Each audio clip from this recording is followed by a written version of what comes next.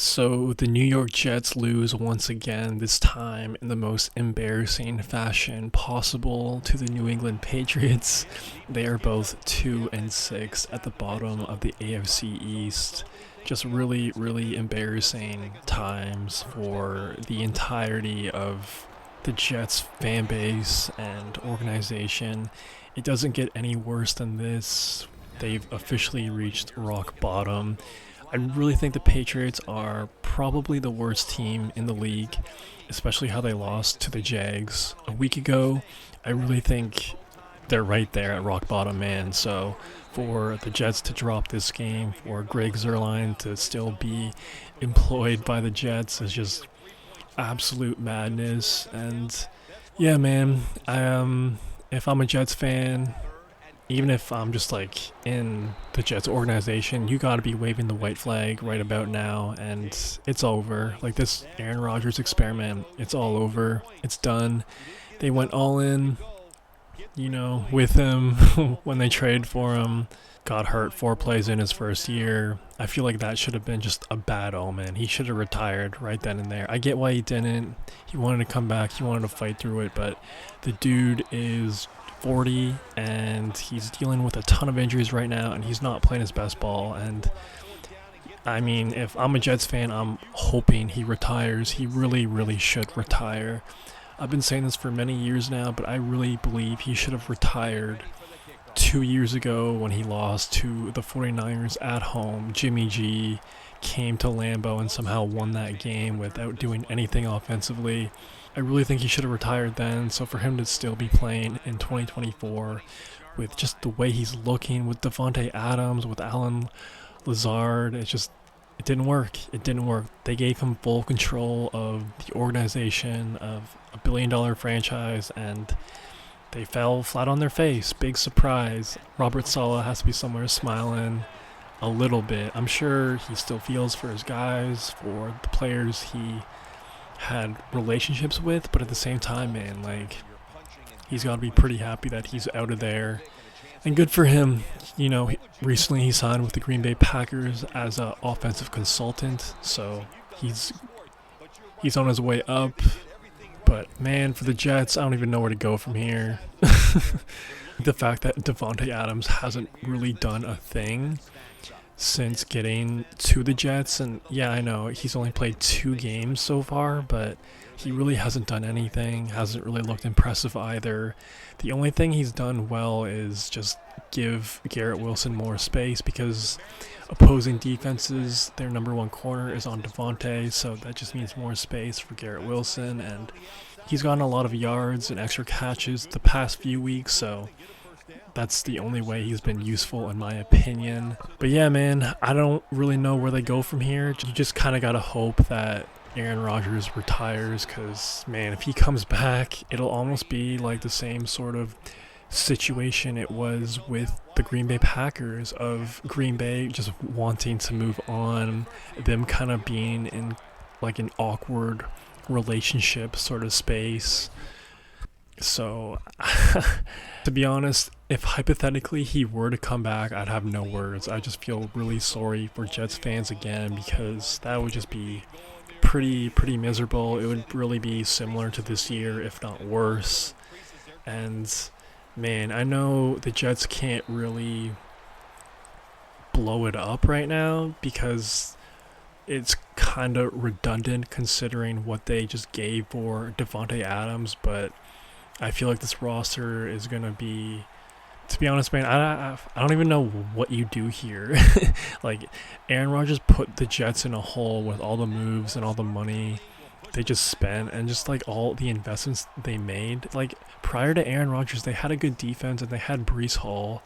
Like, you could have drafted a quarterback, or just not give him full control of the organization. But the fact that they went and got Davante, and Aaron Rodgers is still looming over there, I don't know when he's going to get out of there. I don't think there's going to be a glimmer of hope or a good day in the Jets organization until he retires. Once he retires, man, then yes, you could kind of rebuild. You can get rid of Davante Adams, hopefully. I don't know who's going to take that contract, but you move off of Devontae Adams, you just kind of rebuild, reaccumulate draft picks, and just hope for a better result next time. Maybe keep some defensive pieces, but yeah, man, I really don't know where to go from here. It's just kind of a sad, sad time. And I was thinking about this too.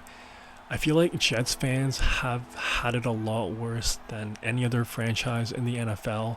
Even the Browns, like, the Browns have been terrible for so long, but the Browns at least had that playoff win at Pittsburgh with Baker Mayfield. So Baker was the savior for the Browns, and, you know, they almost beat the Chiefs in that one playoff game too a while ago. So they at least have that moment. And of course, the Lions haven't been really great for the past 20, 30, 40 years, but their recent success, all Lions fans are really happy, and, you know, they're in a good place. But the Jets, man, like, absolutely nothing. I know back-to-back AFC championships, 09, 2010, but beyond that, dude, absolutely nothing. Trying to think of other poor franchises off the top of my head. Jaguars are up there, but they at least had that crazy 2017 run when they almost beat the Patriots in Gillette. Really close game. So they at least had that run. What have the Jets had in the past 14 years? Absolutely nothing. Just embarrassment from everyone, man. Just the laughingstock of the entire league. So let me know what y'all think. What do you think the Jets should do from here? I really don't have those answers. What would you do?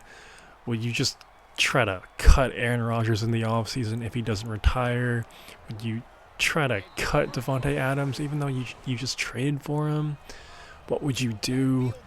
And do you think Aaron Rodgers is going to retire after this year? I don't know. I think it's 50-50. I think he really, really should.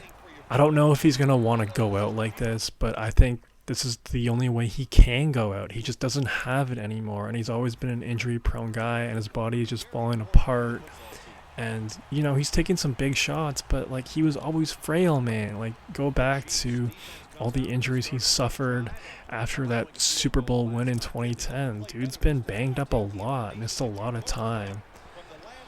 So I hope he retires because I'm a Aaron Rodgers fan. It's kind of been hard to root for him the past year, but I still am an Aaron Rodgers fan, and enough is enough. You know, he's kind of ruining his legacy to a certain extent, so I really just want him to go right off into the sunset and just enjoy life, man, because this ain't it. This ain't it. Honestly, off the top of my head, I believe the Jets have their first round draft pick for the 2025 draft. So it's a pretty loaded draft class for 2025. So I would highly suggest them to invest in a quarterback and to take one.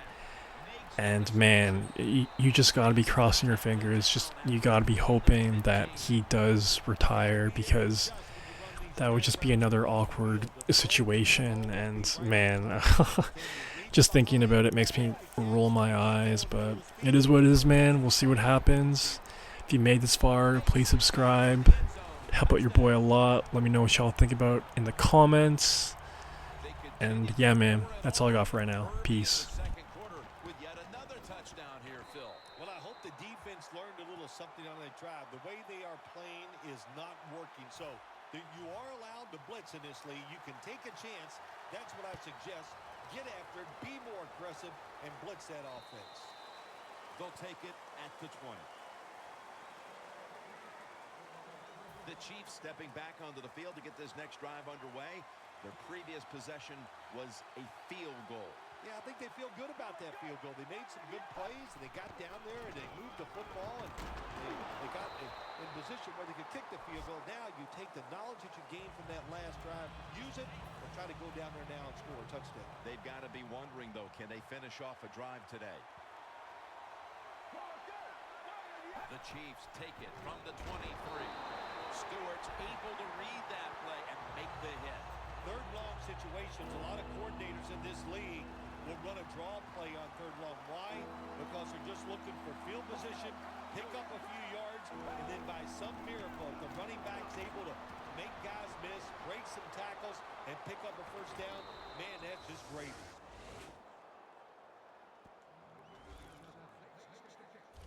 As I look at all these great tight ends in the NFL now, it makes me think of the NBA. These are power forwards who said to heck with that.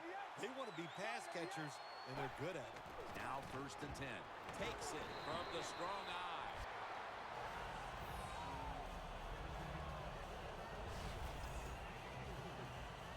And it'll be 2nd down and 6 after the running play on 1st down. Let's go. Right back to him once more. Warren's all over the ball carrier. The Chiefs running back that time, he makes a